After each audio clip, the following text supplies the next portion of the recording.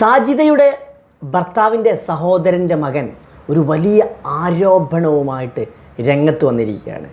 ഒരുപക്ഷെ അത് ആരോപണമാണോ എന്ന് ചോദിച്ചാൽ യഥാർത്ഥത്തിൽ സാജിദയുടെ ഭർത്താവ് മരിക്കുന്നത് ഒരു ആത്മഹത്യയായിരുന്നു എന്ന് പലർക്കും അറിയുന്നതായിരിക്കും. ഇപ്പോൾ നിലവിൽ സാജിദ പല വാക്കുകളും മാറി മാറി സംസാരിച്ചു കൊണ്ടാണ് ചെയ്തുകൊണ്ടിരിക്കുന്നത്. ഇപ്പോൾ ഒരു വാക്ക് പറഞ്ഞാൽ സാജിദ പിന്നീട് പറയുന്നത് മറ്റൊരു വാക്കാണ്. കാരണം വാക്കിന് വിലയില്ലാതെ നാക്കിന് എല്ലുമില്ലാതെ സംസാരിച്ചു കൊണ്ടിരിക്കുകയാണ് സാജിദ ഇപ്പോൾ നിലവിൽ ചെയ്തുകൊണ്ടിരിക്കുന്നത്. ഏതായാലും സാജിദയുടെ ഭർത്താവിൻ്റെ മരണകാരണവുമായി ബന്ധപ്പെട്ടുകൊണ്ടും അതേസമയം സാജിദയുടെ ഭർത്താവ് മരിക്കുന്നതുമായി ബന്ധപ്പെട്ട സാജിദയുടെ ഭർത്താവിൻ്റെ സഹോദരൻ്റെ മകൻ രംഗത്ത് വന്നിരിക്കുകയാണ്. അതും ഒരു കമൻറ്റ് ചെയ്തിട്ടുണ്ടായിരുന്നു. അത് ഭർത്താവിൻ്റെ സഹോദരൻ്റെ കമൻ്റാണ്. അതിൽ പറയുന്നുണ്ട് ഓരോ കാര്യങ്ങളും എന്താണ് സാജിദ ഇപ്പോൾ പറയുന്നതുമായിട്ട് ബന്ധപ്പെടുന്നത് വളരെ ഗുരുതരമായ കാര്യങ്ങളാണ് പറഞ്ഞുകൊണ്ടിരിക്കുന്നത്. ഏതായാലും ഞാൻ ആ കമൻറ്റ് ഇവിടെ വായിക്കാം. എന്നെ നിങ്ങൾക്ക് ആർക്കും അറിയില്ല. ഞാൻ പുള്ളിക്കാരത്തിയുടെ ഹസ്ബൻഡിൻ്റെ വീട്ടിലുള്ള ഒരാളാണ്. കണ്ടല്ലോ, ഇതാണ് പുള്ളിക്കാരിയുടെ സ്വഭാവം. ഇനി നിങ്ങൾ പറ, എങ്ങനെയാണ് ആ സ്ത്രീയെ ഒരു കുടുംബത്തിൽ താമസിപ്പിക്കാൻ പറ്റും? സഹോദരൻ കട പറ്റിച്ചു എന്നാണല്ലോ എല്ലാവരോടും പറഞ്ഞു നടന്നത്. അതായത് ഈ സാജിദയുടെ ഭർത്താവിൻ്റെ സഹോദരൻ കട പറ്റിച്ചതിൻ്റെ പേരിലാണ് ഭർത്താവ് ആത്മഹത്യ ചെയ്തത് എന്നാണ് നിലവിൽ പറഞ്ഞുകൊണ്ടിരുന്നിട്ടുണ്ടായിരുന്നത് എന്നാണ് ഈ സഹോദരനും ഈ ഒരു കമൻറ്റിലൂടെ നമ്മോട് പറയുന്നത്. സഹോദരൻ കട പറ്റിച്ചു എന്നാണല്ലോ എല്ലാവരോടും പറഞ്ഞു നടന്നത്. ആ സഹോദരൻ്റെ മകനാണ് ഞാൻ. ഞങ്ങൾ ആരെയും പറ്റിക്കാനും നിന്നിട്ടില്ല, തട്ടിയെടുക്കാനും നിന്നിട്ടില്ല. പുള്ളിക്കാരത്തിയുടെ സ്വഭാവം ശരിയല്ലാത്തത് കൊണ്ടാണ് ആയിട്ടുള്ള രണ്ട് സഹോദരങ്ങൾ തമ്മിൽ പ്രശ്നമുണ്ടായത്. പിന്നിലൂടെ കുത്തി ഏട്ടനെയും അനിയനെയും കൂടി തെറ്റിച്ചു. അങ്ങനെയാണ് തമ്മിൽ പ്രശ്നമുണ്ടായത്. പിന്നിലൂടെ കുത്തി ഏട്ടനെയും അനിയനെയും തെറ്റിച്ചു. അങ്ങനെയാണ് കട നമ്മുടെ കയ്യിൽ വന്നത്. നാട്ടിലേക്ക് വന്ന അന്വേഷിച്ചാൽ മതി പുള്ളിക്കാരത്തിയുടെ സ്വഭാവം. ഇനി നിങ്ങൾ പറ, ഇങ്ങനെയുള്ള ഒരു സ്ത്രീയെ എങ്ങനെയാണ് കുടുംബത്തിൽ വെച്ച് കൊണ്ടിരിക്കുക? ഇനി ഒന്നുകൂടി കേട്ടോളൂ.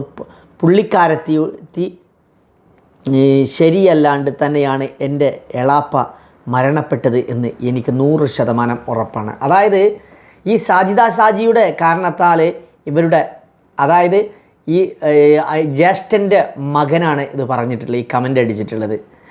അതായത് ഷാജിദയുടെ ഭർത്താവും ഷാജിദയുടെ ഭർത്താവിൻ്റെ ജ്യേഷ്ഠനും തമ്മിൽ പ്രശ്നങ്ങൾ ഷാജിദ ഉണ്ടാക്കി എന്നാണ് ഇവിടെ കമൻറ്റിൽ പറയുന്നത്.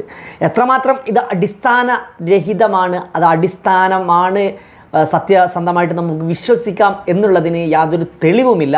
പക്ഷേ ഇവിടെ കമൻ്റായിട്ടാണ് അവർ എഴുതിയിട്ടുള്ളത്. അപ്പോൾ ഇതുമായി ബന്ധപ്പെട്ടുകൊണ്ട് തന്നെ സാജിദയുടെ ചില കാര്യങ്ങൾ വെച്ച് നോക്കുമ്പോഴേ നമ്മൾ സംശയിക്കേണ്ടിയിരിക്കുന്നു. കാരണം ഇത്രയൊക്കെ ഈ ഒരു സാഹചര്യത്തിൽ മുഴുവൻ ഓഡിയൻസിനെയും സാജിദ പറ്റിച്ചിട്ടുണ്ടായിരുന്നു. ആ ഒരു സാഹചര്യം ഒക്കെ വെച്ച് നോക്കുകയാണെങ്കിൽ ഒരു പക്ഷേ നമുക്ക് വിശ്വസിക്കാതിരിക്കാം. രണ്ടും നിലയിലേക്കും നമ്മൾ പോവേണ്ടിയിരിക്കുന്നു. ഏതായാലും ബാക്കി കൂടെ തമ്മിൽ പറയുന്നുണ്ട്. മാത്രമല്ല സാജിദ ഈ ഒരു സാജിദയുടെ ഭർത്താവിൻ്റെ മരണകാരണം ഇവർ തമ്മിൽ തല്ലിക്കാനുണ്ടായ സാഹചര്യം സാജിദ സൃഷ്ടിച്ചു എന്നാണ് ഇവിടെ പറഞ്ഞുകൊണ്ടിരിക്കുന്നത്. ഏതായാലും ബാക്കി ഇവിടെ വായിക്കാം ഞാൻ.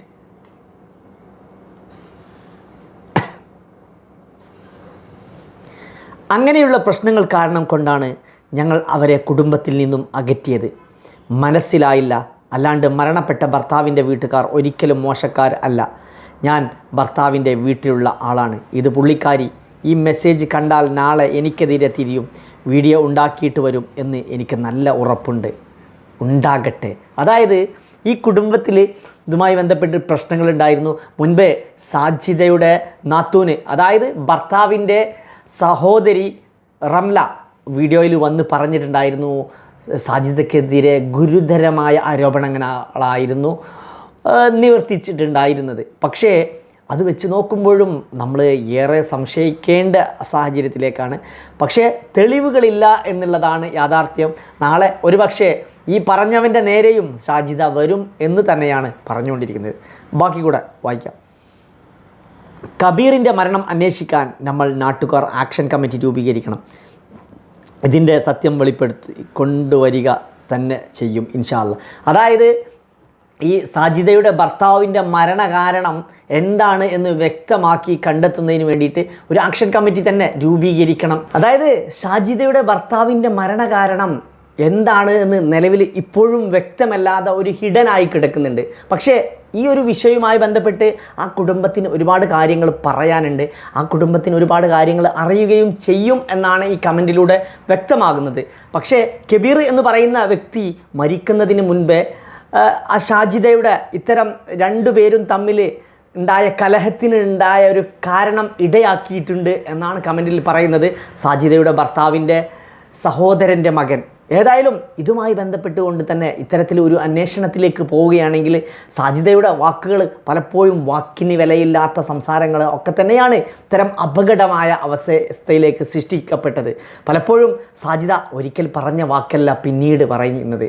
സാജിദ മുൻപൊക്കെ സബ്സ്ക്രൈബേഴ്സിനോട് തന്നെ പറയുന്നുണ്ടായിരുന്നു, നിങ്ങൾ കേട്ടോളൂ, എൻ്റെ നിക്കാഹ് കഴിഞ്ഞിട്ടുണ്ട്.